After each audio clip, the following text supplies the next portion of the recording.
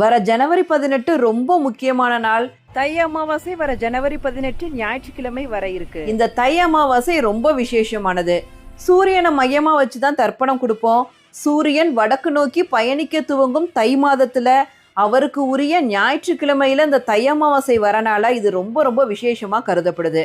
உத்தராயண காலத்துல வர முதல் அமாவாசை தான் இந்த தை அமாவாசை. அதனால ரொம்ப முக்கியமானதாக கருதப்படுது. 3 அமாவாசை ரொம்ப முக்கியமானது. ஆடி, புரட்டாசி மற்றும் தை அமாவாசை.